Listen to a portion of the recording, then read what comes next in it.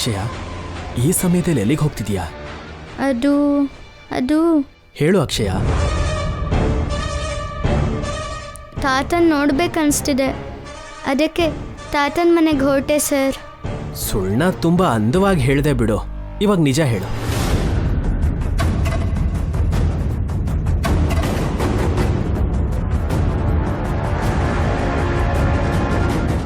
ನನ್ನ ಮುದ್ದು ಬಂಗಾರ ಅಲ್ವಾ, ಎಲ್ಲಿಗೆ ಹೊರಟೆ ಅಂತ ಹೇಳಮ್ಮ. ನೀನು ನಿಜ ಹೇಳಲಿಲ್ಲ ಅಂದರೆ ನನ್ನ ಮೇಲಾಣೆ.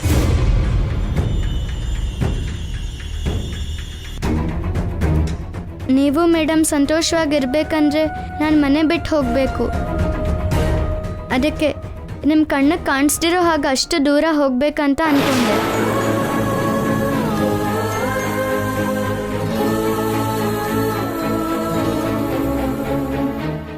ಅಕ್ಷಯ, ನೀನು ಬಾ. ಇಲ್ಲ ಸರ್, ನಾನು ಹೋಗಬೇಕು. ನನ್ನ ಮಾತು ಕೇಳಮ್ಮ, ಬಾ ಬಾ.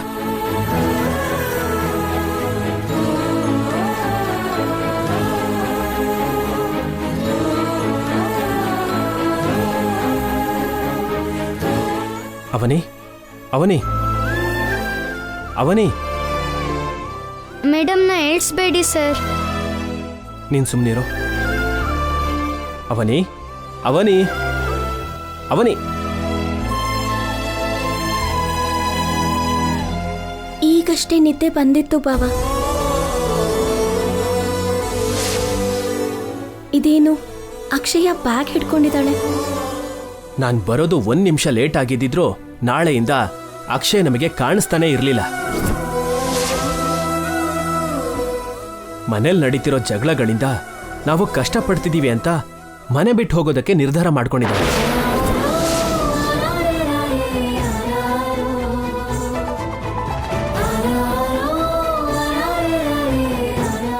ಯಾಕಮ್ಮ ಅಂತ ನಿರ್ಧಾರ ತಗೊಂಡೆ?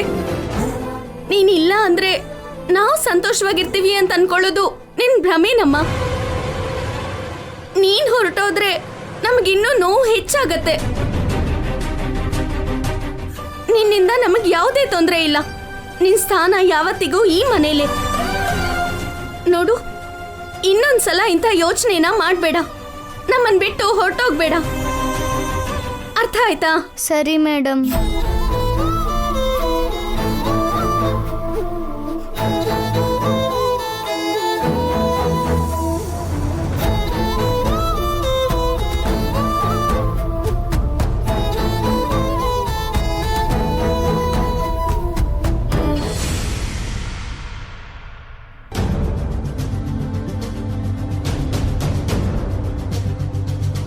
ಒಳಗಡೆ ಮಾಮ ಕೂತ್ಕೊಳ್ಳುವಂತೆ. ಬೇಡ ಬಿಡಿ, ಕೂತ್ಕೊಳ್ಳೋ ಅಷ್ಟು ತಾಳ್ಮೆ ನನ್ನ ಮನ್ಸಿಗಿಲ್ಲ. ಏನಾಯ್ತಮ್ಮ? ನನ್ನ ಮಗಳಿಗೆ ನಾನು ಜನ್ಮ ಕೊಟ್ರೆ ನೀವು ಜೀವನ ಕೊಟ್ಟಿದ್ದೀರಾ. ನಿಮ್ಮ ಹತ್ರ ಶುರುವಾದ ಅಕ್ಷಯ ಜೀವನಕ್ಕೆ ನೀವೇ ಒಂದು ಪರಿಹಾರ ತೋರಿಸ್ಬೇಕು. ಏನ್ ಮಾಡ್ಬೇಕು ಅಂತೀಯಮ್ಮ? ನಾಳೆ ನೀವು ನಮ್ಮ ಮನೆಗೆ ಬಂದು ಅಕ್ಷಯ ಅವನಿ ಮಗಳು ಅಂತ ಎಲ್ಲರ ಮುಂದೆ ನಿಜ ಹೇಳ್ಬಿಡಿ.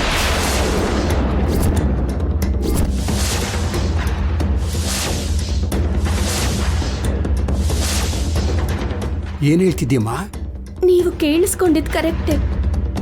ನಾನು ಸುಮ್ಮನೆ ಹೇಳ್ತಾ ಇಲ್ಲ, 10 ರೀತಿನಲ್ಲಿ ಯೋಚನೆ ಮಾಡ್ಬಿಟ್ಟೆ ಈ ನಿರ್ಧಾರ ತಗೊಂಡಿದ್ದೀನಿ. ಅದರಿಂದ ನಿನ್ ಪ್ರಾಣಕ್ಕೆ ಅಪಾಯ ಇದೆ ಅಲ್ವೇನಮ್ಮ?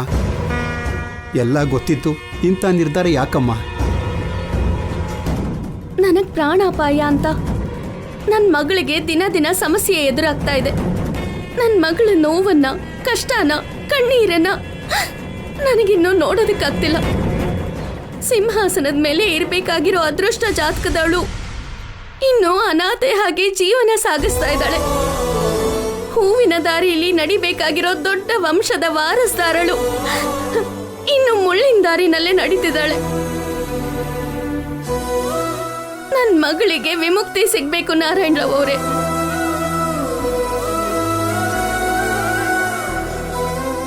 ಆದ್ರೂ ನನ್ನಿಂದ ಏನು ಉಪಯೋಗ ಇದೆ? ನಾನು ಏನ್ ಸಾಧಿಸ್ಬಿಟ್ಟಿದ್ದೀನಿ? ಪ್ರಸಾದ ತಯಾರಿ ಮಾಡೋದಕ್ಕಾಗಿದ್ ಮಾತ್ರಕ್ಕೇನೆ 10 ಊರಿಗೆ ಒಳ್ಳೇದ್ ಮಾಡ್ದೋಳಾಗ್ತೀನ. ನಾಳೆ ದಿನ ಊರಿಗೆ ಬರ ಬಂದ್ರೆ ನನ್ನಿಂದ ಏನು ಮಾಡಕ್ಕಾಗಲ್ಲ. ನನ್ನ ಮಗಳು ಹೊಲಗಳಿಗೆ ಮಳೆನ ತರಿಸ್ತಾಳೆ. ಯಾರಿಗಾದ್ರೂ ಆಪತ್ ಬಂದ್ರೆ ಆಪತ್ ಬಾಂಧವಳಾಗ್ತಾಳೆ. ಯಾರಿಗಾದ್ರೂ ರೋಗ ಬಂದ್ರೆ ಔಷಧಿ ಮಾಡಿಕೊಡ್ತಾಳೆ. ಮುಂದಿನ ತಲೆಮಾರಿಗೆ ಮಾರ್ಗದರ್ಶಿ ಆಗ್ತಾಳೆ. ನಂದೇನಿದೆ ಬಿಡಿ, ಅರ್ಧ ಜೀವನ ಮುಗ್ದೇ ಹೋಗಿದೆ. ನನ್ನ ಮಗಳಿಗೆ ಮೂಗುತಿ ಅವಶ್ಯಕತೆ ಇಲ್ಲ. ನನ್ನ ಅತ್ತೆ ಹಾಗೆ ಜೈಕಾರ ಹಾಕಿಸ್ಕೋಬೇಕು. ಅದನ್ನ ನಾನು ಈ ಭೂಮಿ ಮೇಲಿಂದ ನೋಡ್ಲಿಲ್ಲ ಅಂದ್ರೂ ಮೇಲ್ಗಡೆಯಿಂದ ನೋಡ್ತಾನೆ ಇರ್ತೀನಿ. ಅತ್ತೆ ಅಂತ ಜಾತಕದವಳು ಅಂತ ಕುಟುಂಬದಲ್ಲಿ ಎಲ್ಲರಿಗೂ ಗೊತ್ತಾದ್ರೆ ಎಲ್ರೂ ಮಹಾರಾಣಿ ಹಾಗೆ ನೋಡ್ಕೋತಾರೆ. ನನ್ನ ಮಗಳಿಗೆ ಸಿಗ್ಬೇಕಾಗಿರೋ ಸ್ಥಾನ, ಗೌರವ, ಮರ್ಯಾದೆ ಎಲ್ಲ ಎಲ್ಲ ಸಿಗ್ಬೇಕು. ಆಗ್ಲೇ ನನಗೆ ತೃಪ್ತಿ ಆಗತ್ತೆ. ನಾನ್ ಬದುಕಿರೋವಾಗ ಅದನ್ನೆಲ್ಲ ನೋಡಕ್ಕಾಗಲ್ಲ. ನಾನು ಹೋದ್ಮೇಲಾದ್ರೂ ನನ್ನ ಮಗಳು ಅದನ್ನೆಲ್ಲ ಪಡ್ಕೋಬೇಕು.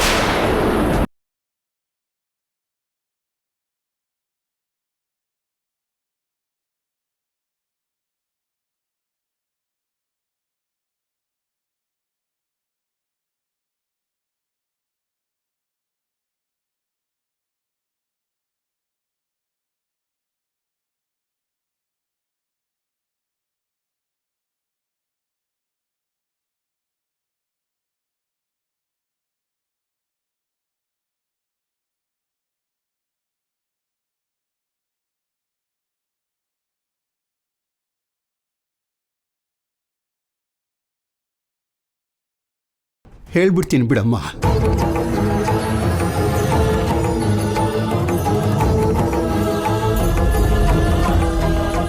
ಕಾಯ್ತಾ ಇರ್ತೀನಿ.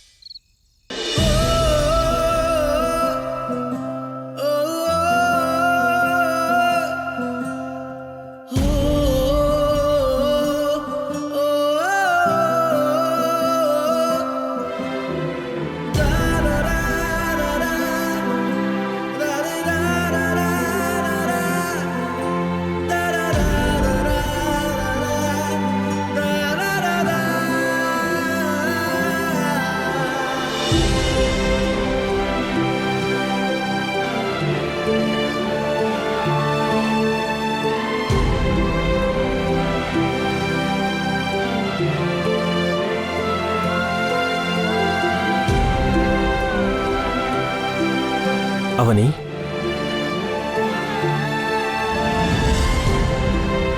ಆಫೀಸ್ ವರ್ಕ್ 5 ನಿಮಿಷದಲ್ಲೇ ಆಗೋಗುತ್ತೆ.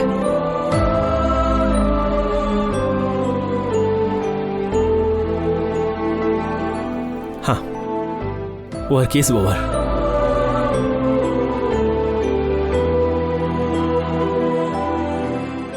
ಏನಾಯ್ತವನಿ? ಯಾಕೆ ಹೀಗಿದೆಯಾ? ನಾಳೆಯಿಂದ ಅಕ್ಷಯಾಗೆ ಯಾವುದೇ ಸಮಸ್ಯೆ ಇರಲ್ಲ. ನೀನ್ ಮಾತ್ರ ತಂದೆಯಾಗಿ ಅಕ್ಷಯಾನ ಚೆನ್ನಾಗಿ ನೋಡ್ಕೋಬೇಕು ಬಾವ. ನನಗಿಂತ ಹೆಚ್ಚು ಜವಾಬ್ದಾರಿ ತಗೊಂಡಿರೋದು ನೀನು. ಇವಾಗ ನನಗ್ ಜವಾಬ್ದಾರಿ ಕೊಡ್ತಿದ್ಯಲ್ಲ, ಯಾಕೆ? ಜವಾಬ್ದಾರಿನ ಹೊತ್ತು ಹೊತ್ತು ಸುಸ್ತಾಗ್ಬಿಟ್ಟಿದ್ದೀನಿ ಬಾವ. ಅದಕ್ಕೆ ವಿಶ್ರಾಂತಿ ತಗೋಬೇಕು ಅನ್ಕೋತಾ ಇದ್ದೀನಿ. ಮಕ್ಕಳ ವಿಷಯದಲ್ಲಿ ಯಾವ ತಾಯಿನೂ ವಿಶ್ರಾಂತಿ ತಗೋತೀನಿ ಅಂತ ಹೇಳಲ್ಲ. ನೀನು ನನ್ನ ಹತ್ರ ಏನೋ ಸುಳ್ಳು ಹೇಳ್ತಿದೀಯಾ? ಏನಿಲ್ಲ ಬಾವ,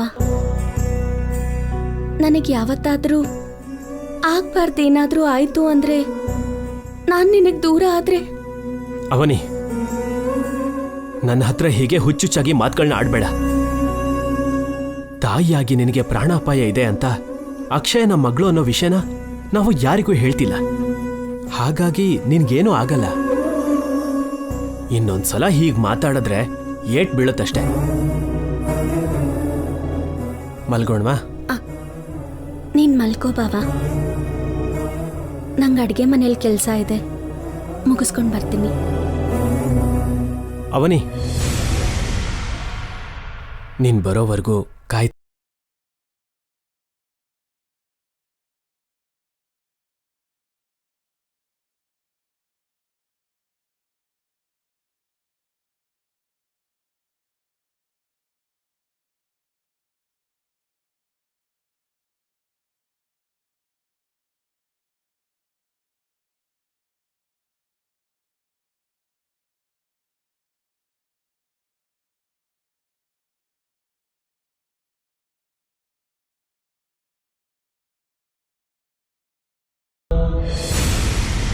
ನನ್ನ ಮಗಳ ಜೀವನ ಚೆನ್ನಾಗಿರ್ಬೇಕು. ನಾಳೆ ನಾರಾಯಣ್ ರಾವ್ ಅವರು ಬಂದು ನಿಜ ಹೇಳೋ ಸಮಯಕ್ಕೆ ನಾನು ನನ್ನ ಜೀವನನ ಮುಗಿಸ್ಕೋಬೇಕು. ಆಗ ನಾನಿಲ್ಲ ಅಂದ್ರೆ ನನ್ನ ಮಗಳು ಎಲ್ಲ ಸಂಬಂಧಗಳಿಗೂ ಹತ್ರ ಆಗ್ತಾಳೆ. ನನ್ನ ಮಗಳ ಮುಂದೆ ನಾನು ಸತ್ತು ಹೋದ್ರೆ ಅವಳು ತಡ್ಕೊಳ್ಳೋದಿಲ್ಲ. ಅದಕ್ಕೆ ಎಲ್ಲಾದ್ರೂ ದೂರ ಹೊರಟೋಗಿ ದೂರ ಆಗೋಗ್ತೀನಿ.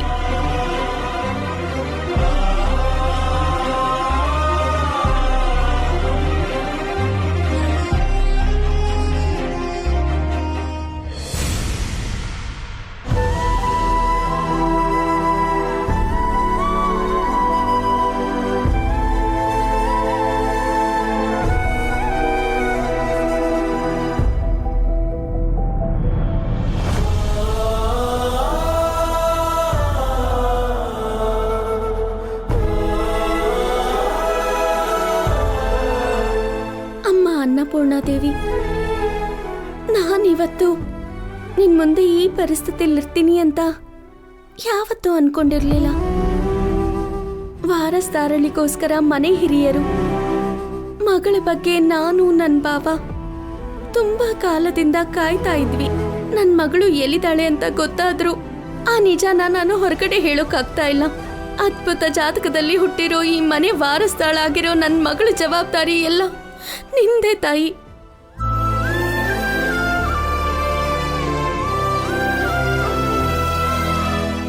ನಿನ್ ಮೇಲಿರೋ ನಂಬಿಕೆಯಿಂದಾನೇ ನನ್ನ ಮಗಳ ಭವಿಷ್ಯನ ನಿನ್ ಕೈಯಲ್ಲಿ ಇಡ್ತಾ ಇದ್ದೀನಿ.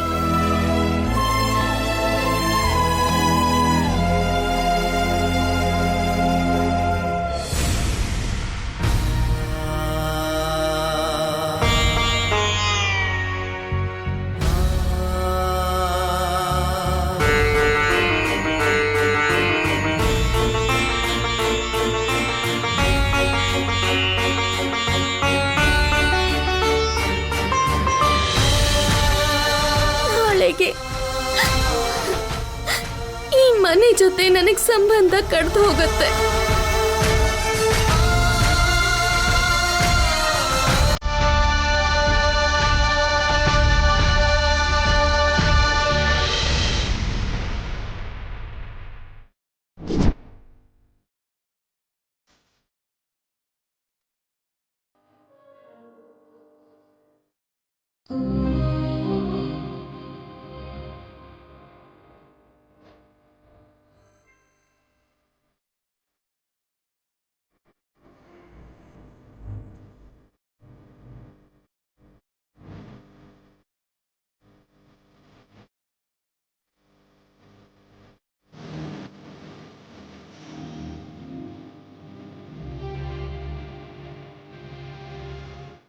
ಹೂವಿನ ಹಾಸಿಗೆ ನಿಂದಾಕಿದ್ರು ಹೀಗೆ ನೆಲದ ಮೇಲೆ ಮಲ್ಕೊಂಡಿದ್ಯಾ. ನಾಳೆ ನಿನ್ ಬಗ್ಗೆ ಎಲ್ರಿಗೂ ಗೊತ್ತಾಗ್ಬಿಡತ್ತೆ.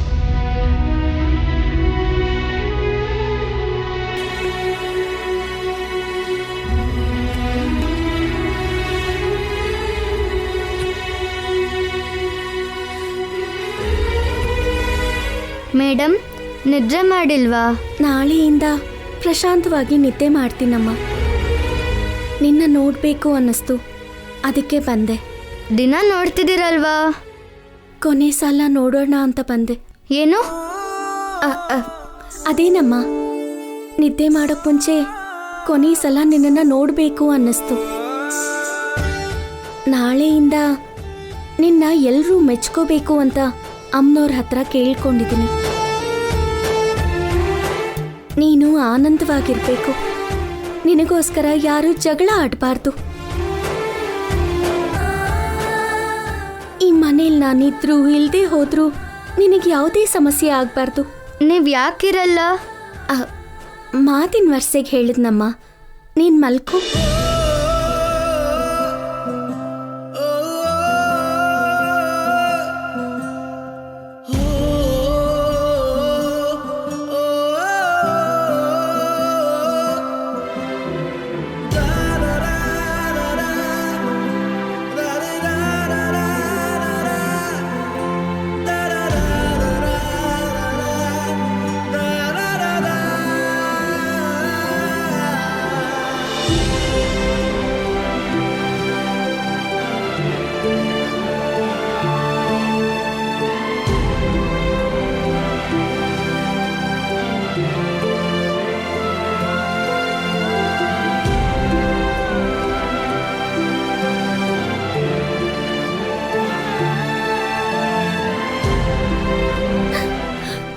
ಕೊನೆಗೆ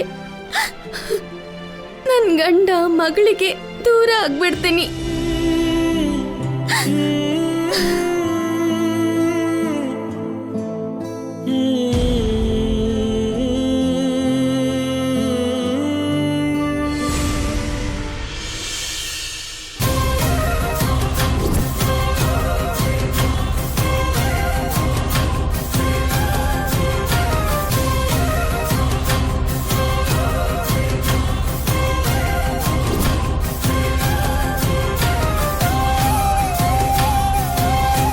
ಹೊರಗಡೆ ಹೋಗ್ಬೇಕು ಅಂತ ನಿರ್ಧಾರ ಮಾಡಿದ್ದೀರಾ? ನನ್ನ ಕೈಲಿ ಆಗ್ತಿಲ್ಲ ಶಾಂತ.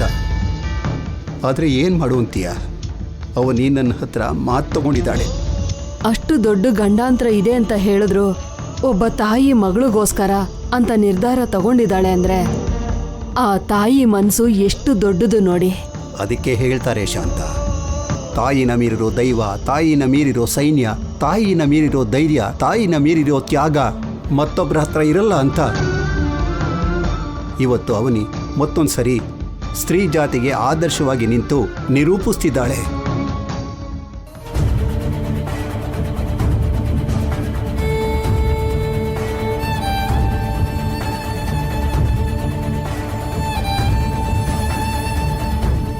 ಮಾತು ಕೊಟ್ಟಿರೋ ಪ್ರಕಾರ ನಾನು ಹೋಗದೆ ಇರೋದಕ್ಕಾಗಲ್ಲ. ನಿಮ್ಮ ಆರೋಗ್ಯ ಸರಿ ಇಲ್ಲ ಅಂತ ಅವನಿಗೆ ಫೋನ್ ಮಾಡಿ ಸುಳ್ಳು ಹೇಳ್ತೀನ್ರಿ. ನಿಜ ಮುಂದೆ ಗೊತ್ತಾಗುತ್ತೆ. ಈ ಸಮಯದಲ್ಲಿ ತಾಯಿ ಮಗಳಿಗೆ ಏನಾದರೂ ಒಳ್ಳೇದಾಗ್ಬೋದು.